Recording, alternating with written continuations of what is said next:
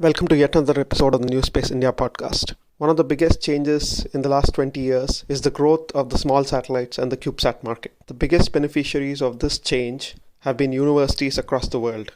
And this is also the case with India, where a satellite mission that traditionally costs hundreds of crores can be done at a fraction of the cost by leveraging these small satellites and Cubesat platforms. A number of universities in India have flown small satellite missions over the last 10 years, and there are several challenges that have been faced by these universities, as well as there are several lessons that we believe there are for universities that want to start a CubeSat or a small satellite program.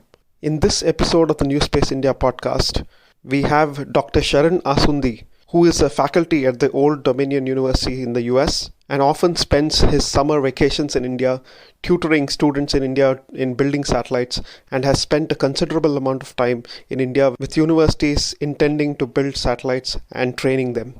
Sharan shares some great insights into what goes into building a CubeSat program, how students need to be trained with it, and how to build a programmatic approach to building small satellites in academic institutions. Hi, Sharan. Welcome to this episode of the NewSpace India podcast. Thank you, NP. Thank you for this wonderful opportunity. I look forward to talking to you.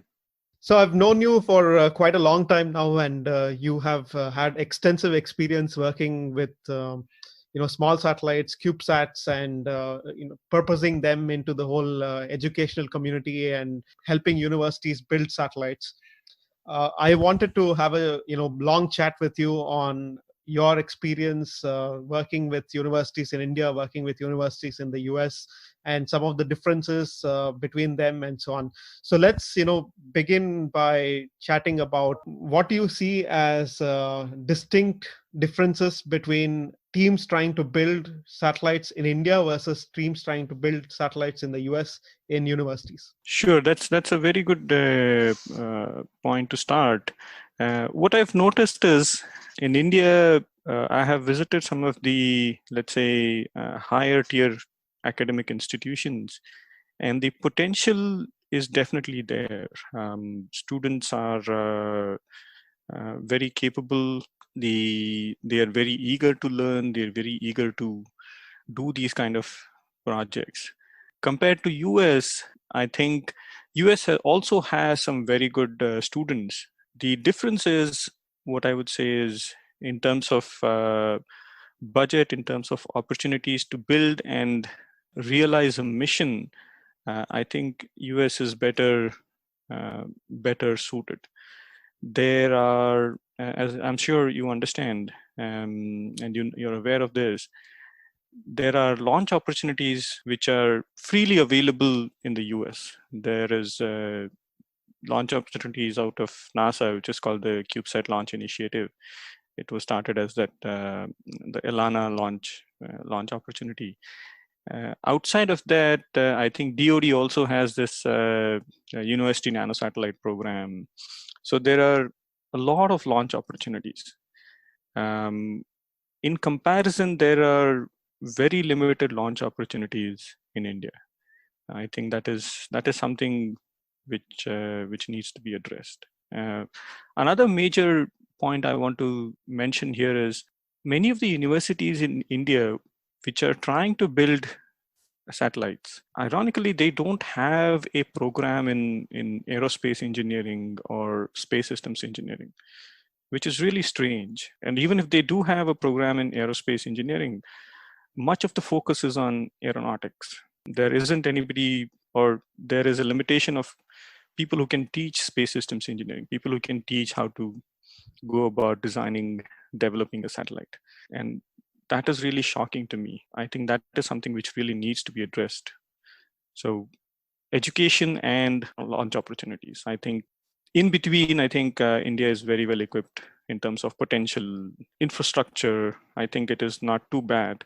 Last point I want to say is in terms of funding, I think this is more of a, you can look at it as a government issue, but in terms of funding, US has probably a lot more funding set aside for satellite design and development, or these CubeSat missions.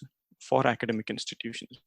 You can see a bunch of probably hundreds of academic institutions involved in space missions. There are even a few schools, high schools, which are getting funding to build their own satellites and launch them.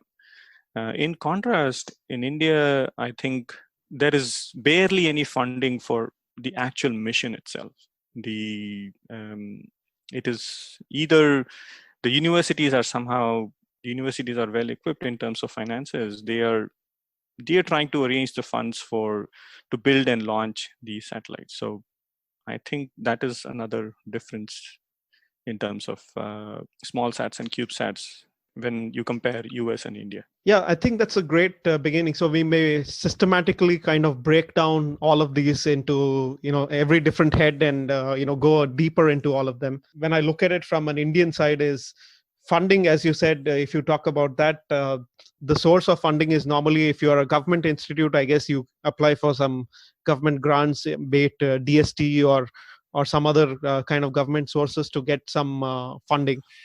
In India's case, I guess, institutes like PESIT have got funding even from the defense, I think, to build these small satellites.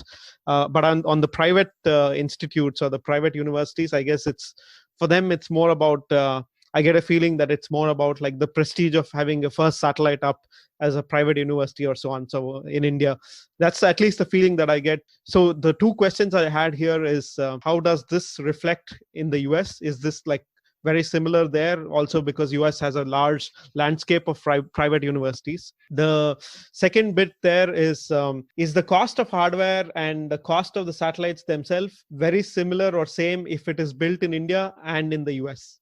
Yes. So to answer the first question, I feel in the US, the university administration is not really as supportive of students building satellites as is the case in India.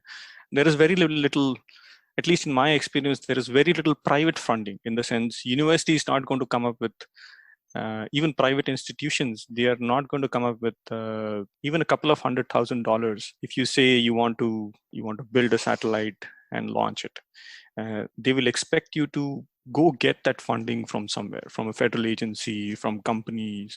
Even sometimes if you have alumni who are willing to help you with getting that direct funding or point you in the right direction, they expect you to go and get that funding. In contrast, I think, I don't know if it's a good thing or bad thing, Indian academic institutions, the private institutions, are willing to sponsor a mission, in that and as you said, rightly said, it is, for many of these institutions, it is a matter of pride. I think the way they see it is, this will put them on a map, which will be recognized by the whole of the country. I think that's not entirely a bad thing. But if there is some kind of education and research opportunity which goes along with that, that's not bad at all. And the second question, I think you talked about, in terms of the cost, I think you're right in that if you're trying to build, just looking at the hardware, whether you build it in India or in the US, if it's merely the hardware, I think the cost is not very different. As you can, I'm sure you realize this as well. Any academic institution, if it's going to build its first, or if it's going to build a program, the first couple of missions are going to be expensive. I personally don't feel it's a good idea to build design every subsystem and build them for your first mission. So you're probably trying to build one or two subsystems and procure the remainder of the subsystems. And these days, as you are very well aware, these subsystems can come from any corner of the world. The cost is not going to be significantly different. But I think what we have to understand is, if a university is trying to make it a program, I strongly feel that the cost of the mission is going to significantly change for universities in India compared to the universities in the US.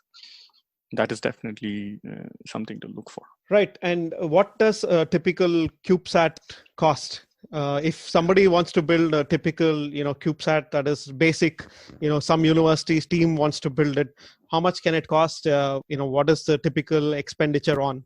Again, this is as you can understand, this is a very open-ended question. I'll give you some numbers based on my experience, my very recent experience.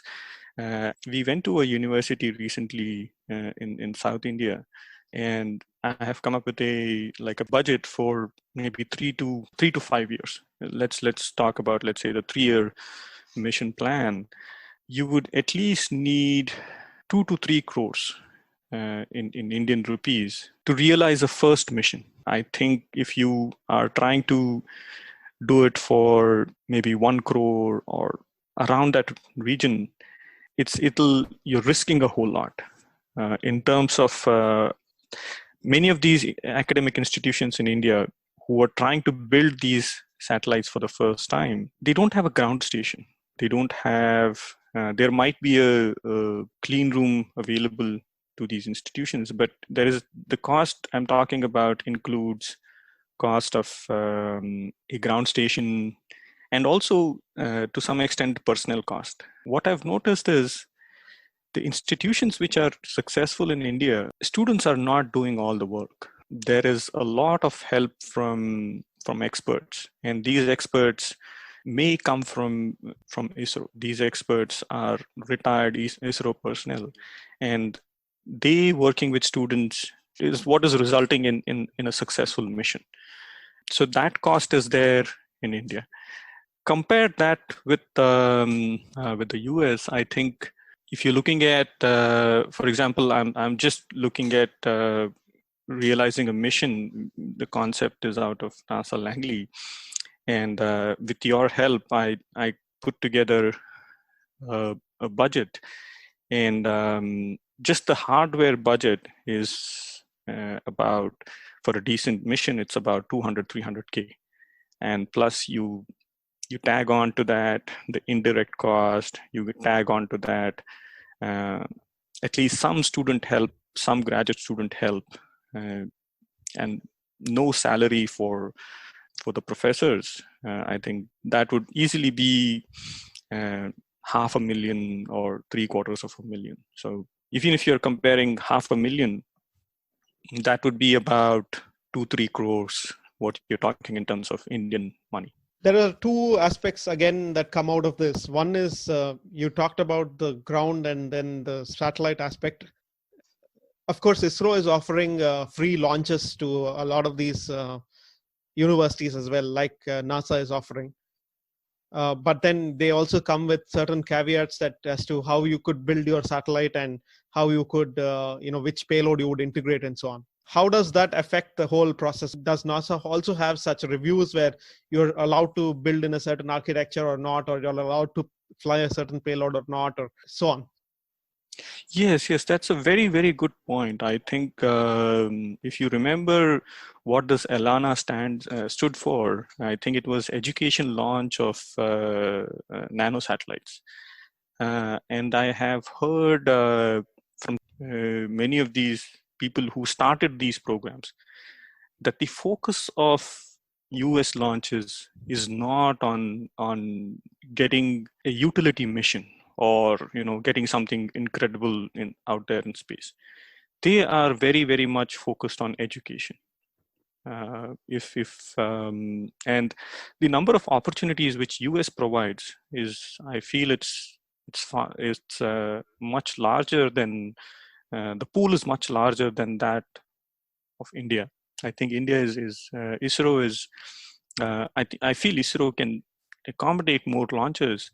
They do focus on putting something they feel is credible, and they feel that it should work out there. Otherwise, they feel if they launch something which does not work, which can, let's say they are launching 50 student-built satellites in the next 5 years, and half of them fail, they feel that reflects on their credibility.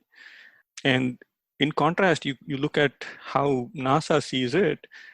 It's my personal opinion that NASA is not so much worried about these satellites being successful. I don't think they feel it'll reflect poorly on their credibility or their ability. They are very happy to support the education aspect, and they try to provide opportunities for universities which are left behind. For example, if there are two universities which are one very credible, which has established a program, and one which is just starting, they do want to give the starting university a chance in space systems education. I think that's a big difference between how ISRO views this and how India views this and how US views this. What is the level of training that professors or staff need in getting into these kinds of projects? Because often you said that even in the US, for example, there may be universities that are not really core space centric, but more like aerospace or aircraft related, that are also trying to do CubeSats, or even in some cases universities that don't have any aerospace programs, that are still trying to do newly CubeSat programs. And in some cases, in countries like Israel, there's even high schools and schools that are now trying to build CubeSats and are building them. So what is the level of expertise people will need to get into this? Because I think that's a very big perception barrier, and also a lot of fear among people who are in India, who are even teachers or professors in universities, who may think that this is something that is too complicated or too expensive to fail at. Yes, I think that's again a very good question. When I approach institutions in India, I provide them a plan for 3 to 5 years. I tell them you have to start with systems engineering, space systems engineering education first of all. You have to understand. You have to make yourself. When I talk to faculty and administration and the students, comfortable in this and looking at what a spacecraft is, what is space systems engineering. Every time we think about space systems engineering, we of course think about rocket science, and as you know, once it becomes rocket science, it is something only elite people can do. However, if you look at it from a systems engineering point of view, I think you can really nicely break it down into physics and mathematics, and teach them the physics and mathematics of space systems engineering. Let's say if you're looking at a mission, a 5-year mission plan, or to establish a program and get on the map, which is, I think, a very reasonable amount of time. If you really want to be credible institution engaged in not just one mission but a program, you have to look at providing students a comprehensive 2-semester training. In that, the first semester you'll teach them an overview of satellite design, and the second semester they'll do a project related to designing a satellite. And you have to keep that course, the training ongoing for the duration of the mission.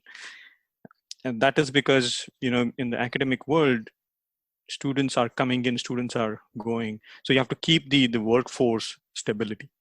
The other important aspect is, what I suggest is, right away invest in a ground station.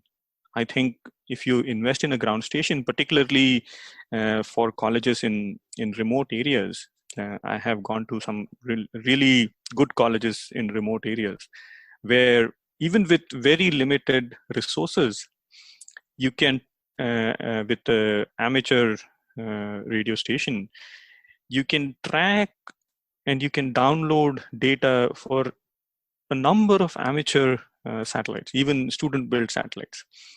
And what this, when you combine space systems engineering training or a course in satellite design with this ground station capability, I think what you'll start learning or start realizing is how these satellites are built. You'll essentially start understanding the anatomy of a satellite.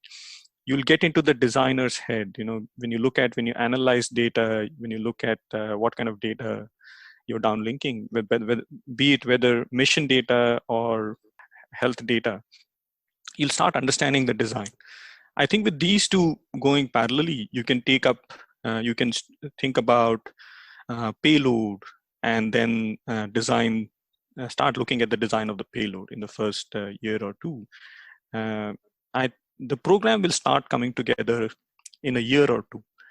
Beyond that, it's a matter of using the skills, avionic skills, which is present in the electronics and electrical engineering labs, the structural design and development skills, which is present in the mechanical engineering, civil engineering programs, and of course the programming, which is big. All these departments are in there. So if there is one or two people who understand space systems engineering and who can drive this or guide this, I think with the remainder of the resources within an institution, they can make this happen. The first mission would be, I feel, you should take more time to develop a program. Subsequent missions would take much less time. Right. And what is a good team size for building such a mission? Because often you see this question pop up saying we have 500 or 1,000 students in this university in this whatever particular year, and we have 50 faculty members and so on. So of course, satellites are very unrelenting machines where even one change in a sign can make the entire mission go wrong. So what is the difference that you see between the culture of building, let's say, satellites in India with student teams and in US, and what do you think is an ideal size of a team? Right. So what I feel is, when I put together my plan, what I do is I typically provide one or two program coordinators who are either established faculty in space systems engineering, or in Indian scenario, if they are retired ISRO employees. I think that is a great role for them. I think they do enjoy being involved in missions like this. So one or two coordinators, maybe three or four subsystem leads who can, one mission lead or payload lead, one who can do electrical and electronics, and another who can do mechanical engineering, essentially the structure of the satellite. And very important is somebody with programming knowledge, somebody with embedded programming knowledge. So these four and a ground station expert, these would make the higher up. And then we can have under them, we can have maybe two people per subsystem, or per two or three people. I think it should not be too big. So around 15 to 20 people. If we have too many people, it's like too many cooks spoil the broth. If there are too many people, the mission may not go in the right direction. I think what it is important to realize is the people at the top, the mission coordinators and the subsystem leads, should really know what's going on, and they should be able to direct the students. If you leave it up to the students, I think in any, I'm sure you realize this, and it's a no-brainer that if you leave everything to the students, the chances of a successful mission are very little. Particularly if the student team is mainly of undergraduates, they will not know. They will work at their will, and they may even cause damage to some of the systems they are building or designing. They may cause harm to themselves. So they need to be told, do this, and time your work or schedule it, so that you have to really very specifically direct them to do certain tasks. I think a team of 15 to 20 would be a good team to start this whole mission. So in an Indian setting, do you recommend that, as you said, probably some of the most experienced ISRO scientists who have seen it all in the last, 25, 30 years may be useful in having them up as kind of system engineers and administrators of the program with their experience, and then maybe, they having control of different subsystems, a bunch of them, and then student teams working around them. Is that a good model to follow in India? Or yes, I think that's a wonderful model. And as you know, PS University has been extremely successful in implementing such a model. The reason they did a wonderful job with their first, the PISAT-1 satellite, it was relatively more successful than many of the academic institution satellites which were launched for the first time. And subsequent to that, they are, as you know, they are now, DRDO is actually contracting with PS to build their satellites, which is really great.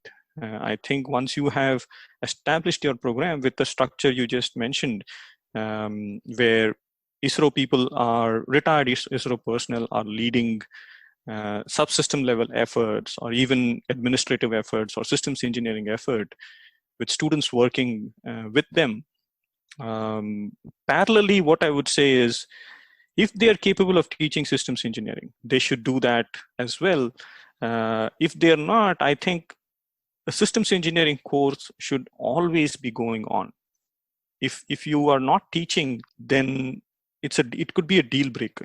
You cannot expect students to just listen and learn. I think that teaching is like training, and that training, because students are coming in, going out, coming in, going out.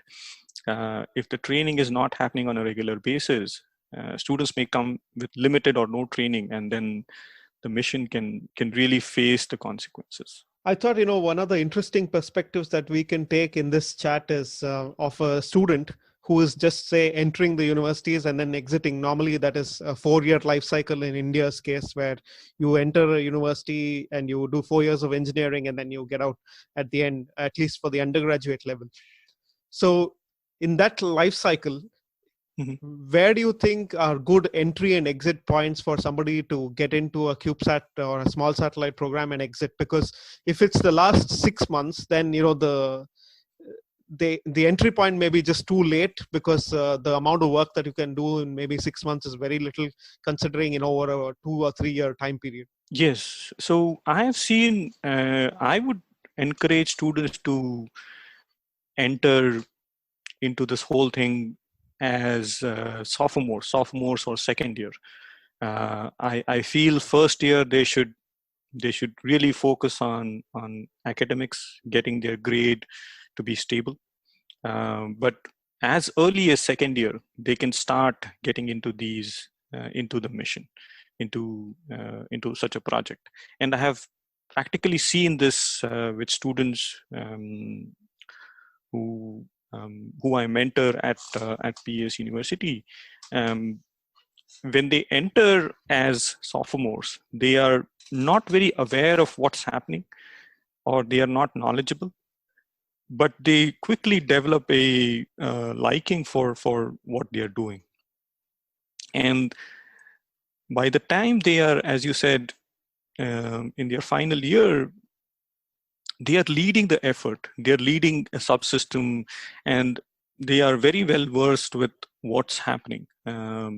They understand how the overall mission, what is the overall purpose of the mission, how the various subsystems interact, and they are able to. Now we have to keep in mind that students only can bring credible students in. It's very difficult for faculty to. We can go out and recruit graduate students or research associates or research assistants, but to recruit good students, I think students are best.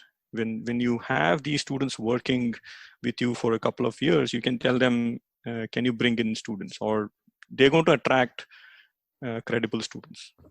So enter as sophomores, and you can be there until until you're done with your program. I have mentored students whose final year project has been, and not just one, but several students, where their final year project is part of a mission or part of a space payload, is a CubeSat payload, and they have gained credibility from that. They get papers published, they have uh, patents, and on occasions they have even gotten awards from the Indian government. Even folks here, they're able to roll out lots of scholarly outcomes by engaging early in these type of projects. Of course, in a setting like India, you have the university telling students and professors what to teach and what is what is the examination or the subject or the syllabus of it, and so many other things that are normally set. And this normally does not include a satellite project or a CubeSat, because these are not, a satellite project is not directly a foundation fundamental coursework in physics or something, or at least is not considered to be. Uh, so that's the problem in incentive, right? Because essentially the incentive for somebody to like do a CubeSat project or be involved in a satellite project in India is more so just to be curious rather than attached to a subject, and that can be a very deep discouragement for somebody doing it as well, right? Because at the end of the day, it may not be very well integrated into the grading system or the teaching system, and the outcome and the result out of it does not reflect on somebody's achievements at the end on paper. But of course, there's an achievement there in terms of gaining a lot of knowledge and being successful as engineering graduates. So here, I think I often tell the audience with whom I interact that satellite engineering, space systems engineering, or satellite engineering in particular, is inherently multidisciplinary engineering. We talk about multidisciplinary engineering right now. Right now, our focus is a lot on multidisciplinary engineering. But if you look at what satellite engineering is, it's a combination of many engineering fields. You get to experience electrical electronics engineering. If you get to experience a lot of communication engineering. You get to do some really cool mechanical engineering, structural engineering designs. Because when you're talking about satellite engineering or mechanical engineering in the context of satellite engineering, you are of course dealing with Earth conditions, but you're trying to design to extreme environment, which is great if you're trying to get a job in the defenses, in DRDO or Indian Defense. And even programming wise, there is a lot of scope for programming in satellite engineering. When you're actually doing these projects, you may think that it is satellite engineering and it may not fit into one of the engineering streams, but what I've noticed is it fits really well.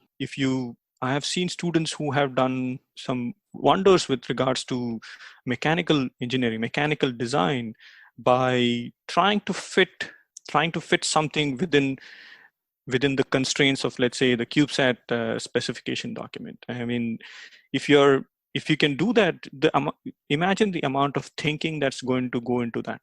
And when it comes out, when it reflects on your resume, I think a sound engineer will not see it as this is satellite engineering, not relevant to mechanical engineering or electrical engineering or computer engineering. They're going to see that, oh, this is satellite engineering, this is precision electrical engineering, this is precision precision communication engineering. And even in terms of physics and mathematics, you're not going to do any more physics and mathematics in any of the field than satellite engineering. You do some really great physics and mathematics. When you do orbit analysis, if you're able to do that, I mean, I think you're very sound in trying to do any kind of analytical dynamics.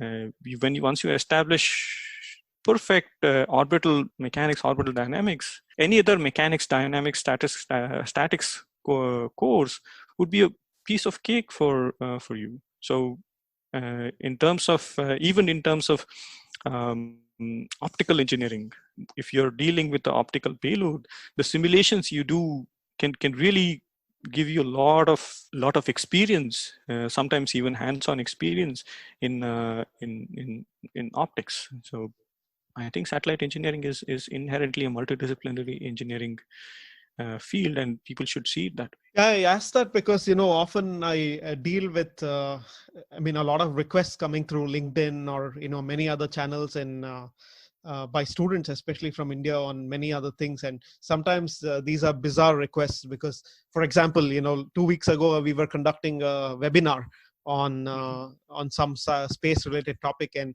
some person reached out to me saying, will I get a certificate for signing up for this Zoom webinar? Right. So Yeah. the problem is that when you have people like that, then this doesn't really work, because the incentive then is what will I get to say, rather than what will I get to learn.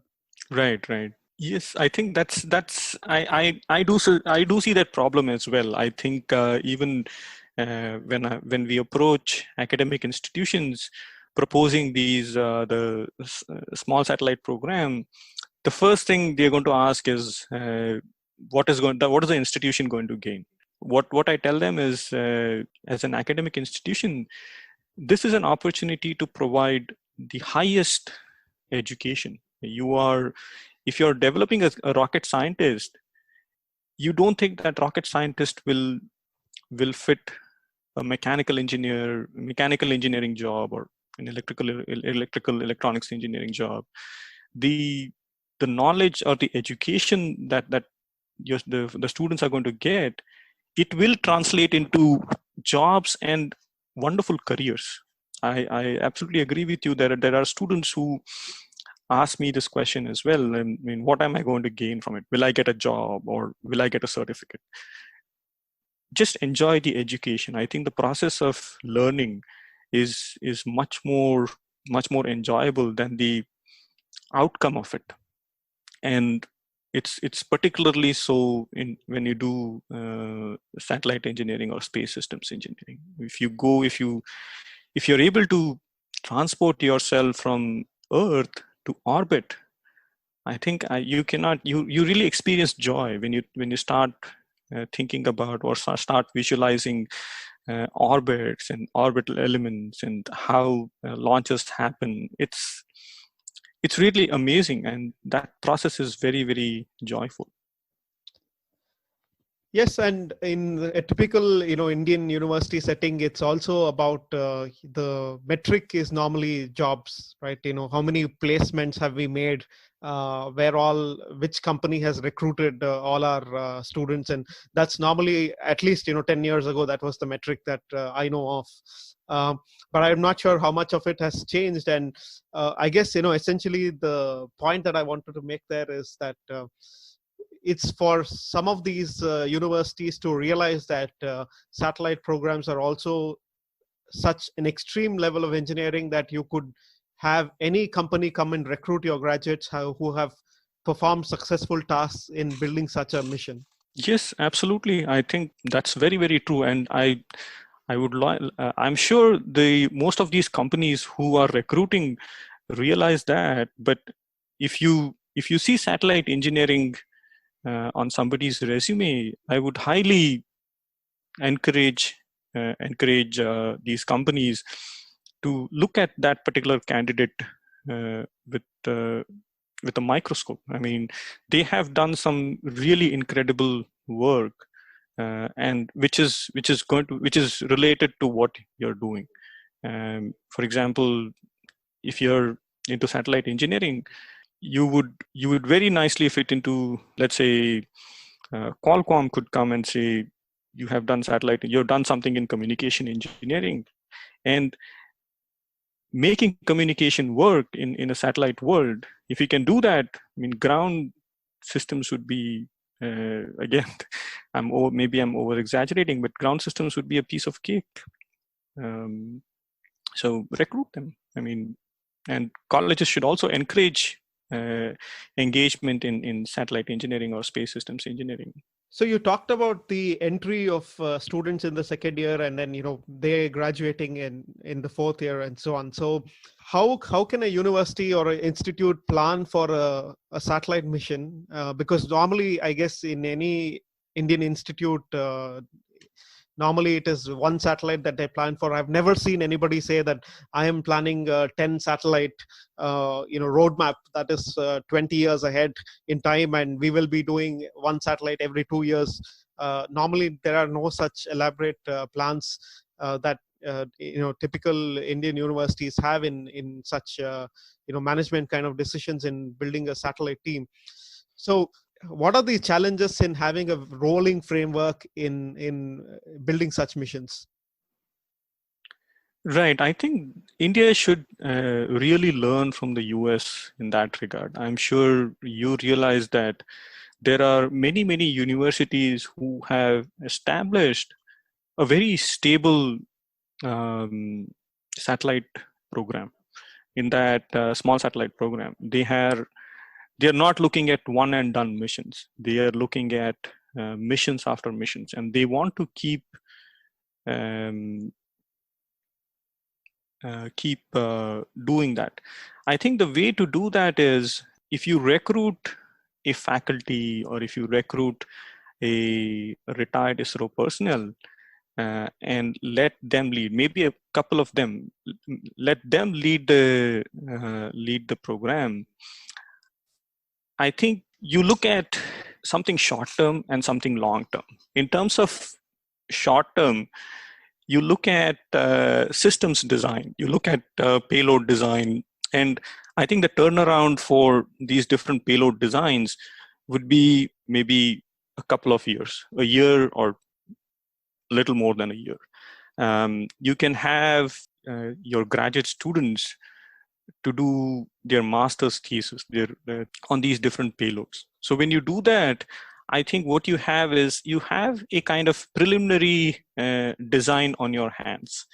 And when you have a couple of these, you can look at, if you're not looking at a mission payload, you can look at designing a particular subsystem of a satellite as a master level thesis. Or sometimes if the students are really good, you can look at getting a final year project, which has happened actually, and what I have seen that. And then if you keep doing this for a couple of years, I think what you'll realize is students may come and go, but you have something stable. You're building something stable. If you're training students to design and develop satellites, your satellite is taking shape because you've invested time in training or in developing the mission payload and a couple of subsystems, and now you're looking at getting students to design and develop that that particular mission.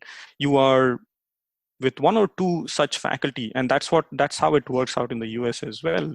There are a couple of faculty who are dedicated to this, and then they recruit really good graduate students. I think India can take that as India can do that as well.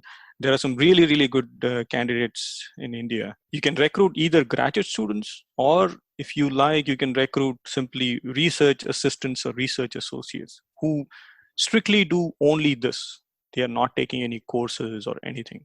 So with a couple of dedicated professors, faculty, or retired ISRO personnel, and a few research assistants or research associates, you can run a really good program where undergraduate, graduate students are coming in, going out, but the program is running well.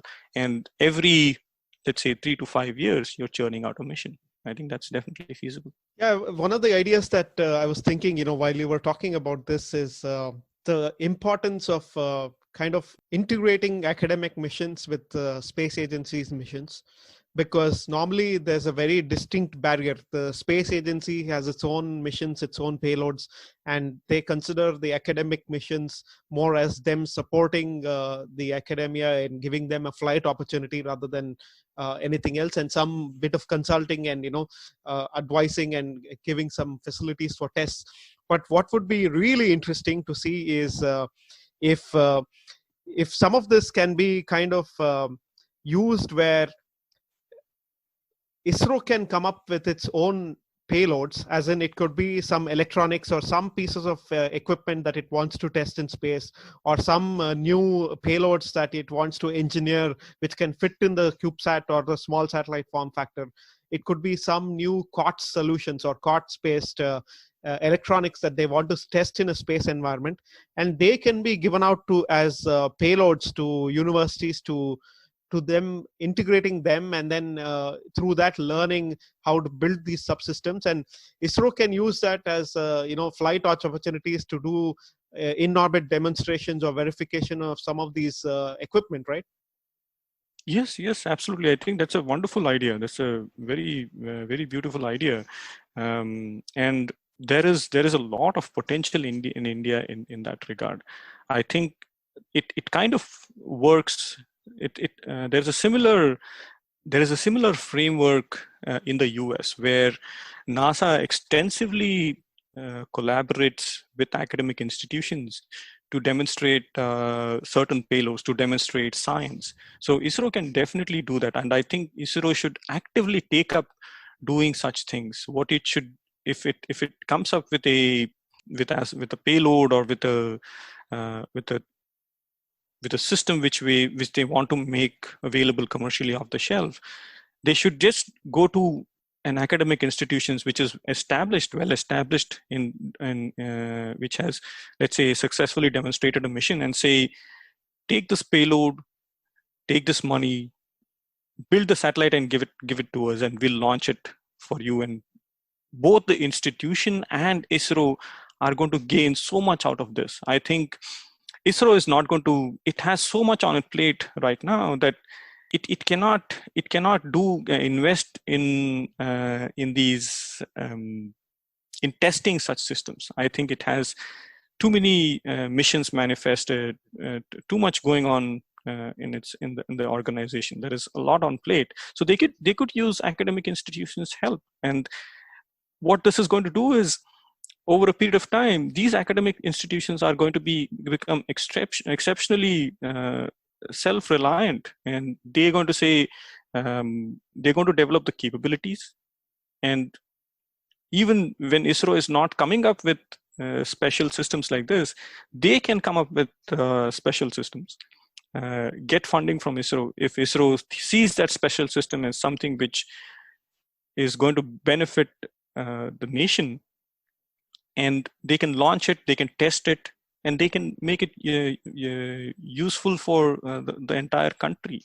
And I want to say this, I think in terms of how ISRO sees some of the subsystems, and how some of these academic institutions see these subsystems, I think there is a significant gap there, because academic institutions are kind of looking at the state of the art, and they are advancing the state of the art of the research.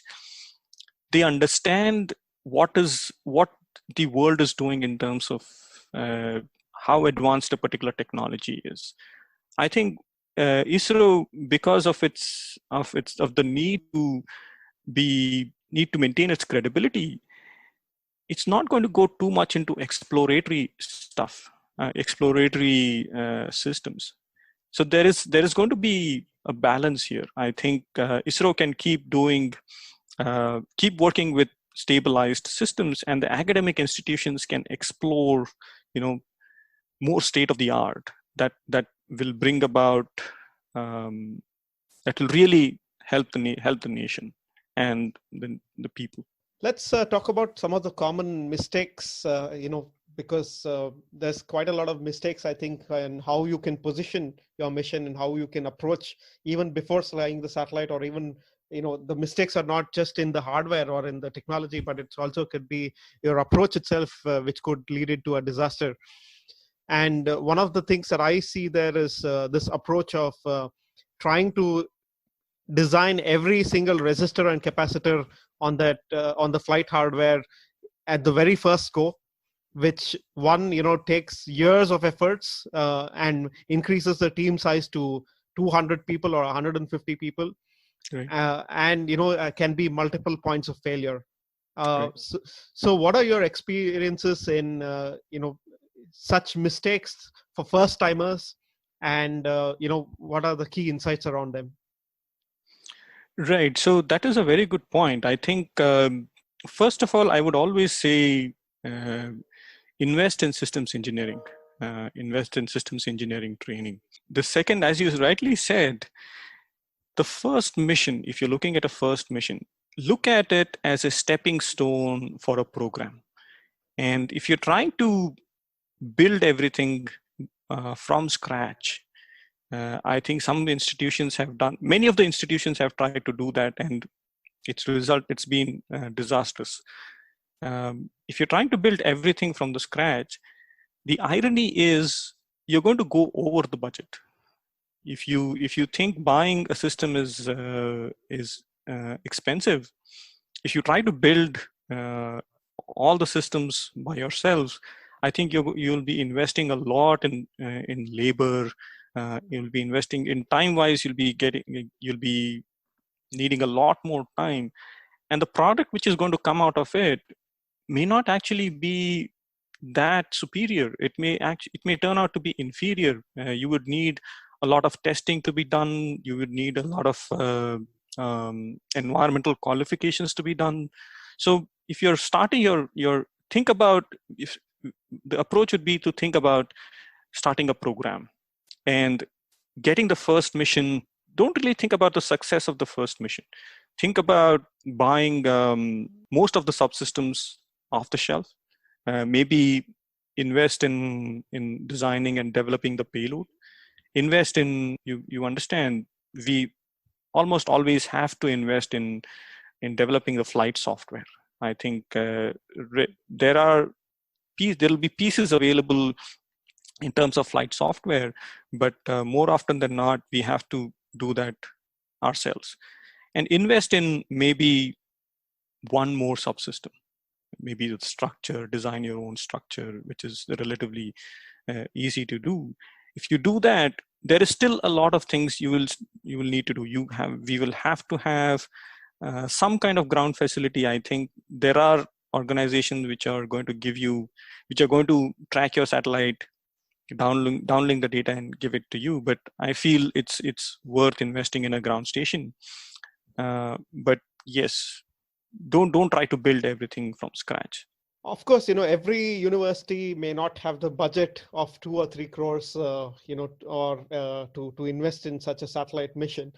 Mhm. So one of the things that I wanted to ask you is, what can these universities do to do some kind of space projects that are at least ground-based simulators of satellites, or ground-based mock-ups of satellites that would not fly, but essentially would do all the functions of what a normal satellite would do, but do something on the ground, because and a camera is very inexpensive, a processor is kind of very inexpensive, a communication system to build it to mock the same things that a satellite would do is kind of inexpensive on the ground. So are there any tips and tricks to how some of these universities can do these things on the ground and simulate a lot of these things? Yes, so I think you can do a lot of satellite engineering without actually launching a satellite in orbit. The the first big thing would be to, I feel, is to have a ground station. I think with a decent enough ground station, and if it's functional, you can collect a lot of data, you can analyze that data and do satellite engineering.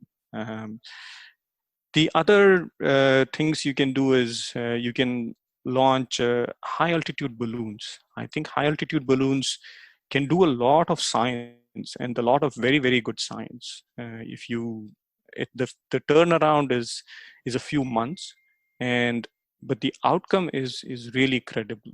You can quickly put together a sensor electronics package, and unlike satellites, you don't have to worry about you don't have to always worry about downlinking the data.